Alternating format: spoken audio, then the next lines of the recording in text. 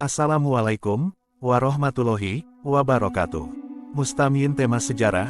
Sebagai pemimpin para nabi dan rasul, Nabi Muhammad mempunyai beberapa mukjizat.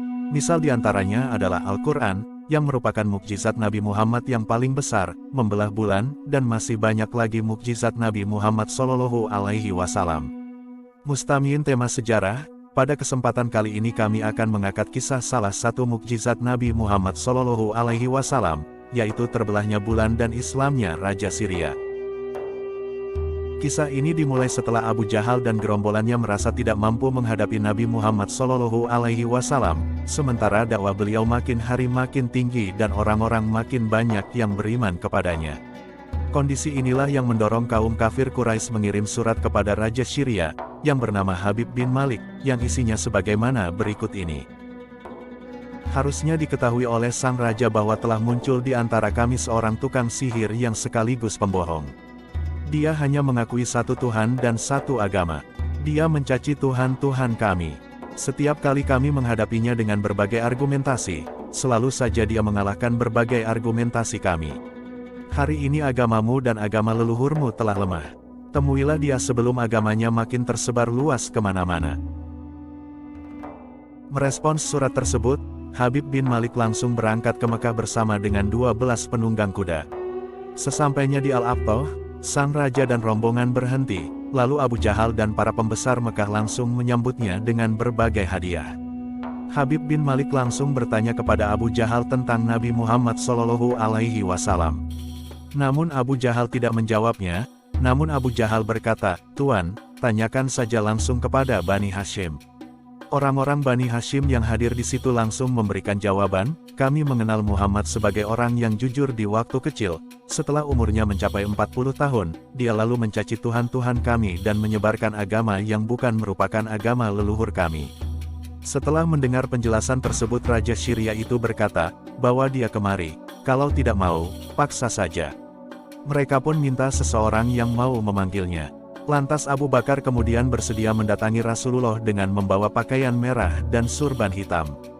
Keduanya lantas dipakai oleh sang Nabi, lalu Nabi menuju kepada mereka yang sedang menunggu di Al-Aqtah. Pada saat itu, Abu Bakar berada di sebelah kanan beliau, sedang Khadijah berada di belakangnya.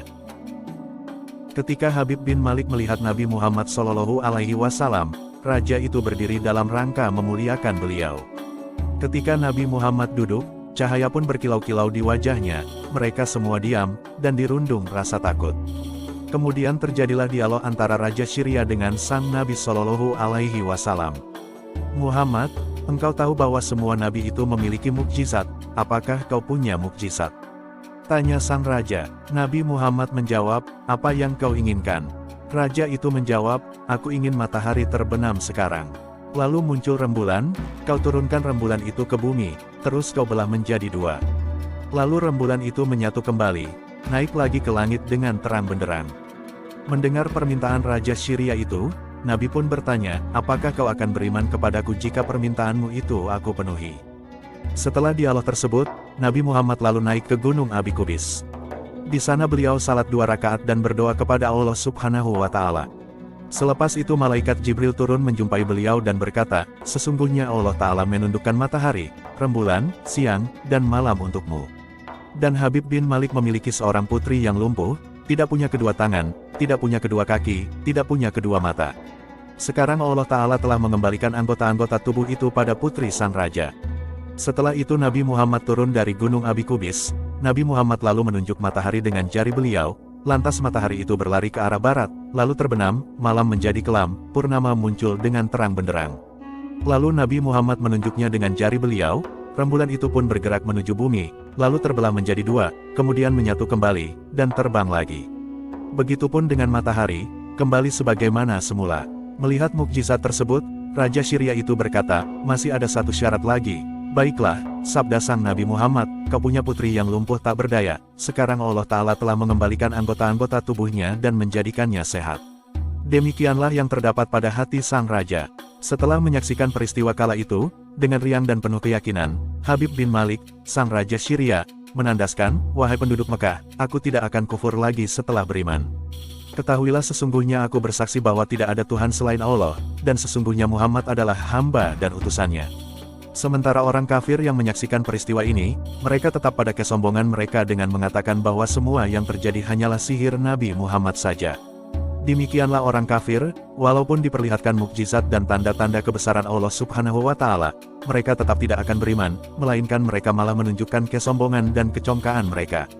Mustamin tema sejarah, semoga kita semua dijauhkan dari sifat sombong, semoga iman kita senantiasa meningkat setiap saat. Demikianlah kisah antar mukjizat Nabi Muhammad dan keislaman Raja Syria, semoga dapat bermanfaat, kurang lebihnya kami mohon maaf, sampai berjumpa lagi di video kami selanjutnya, jangan lupa subscribe, like, dan komentarnya. Wassalamualaikum warahmatullahi wabarakatuh.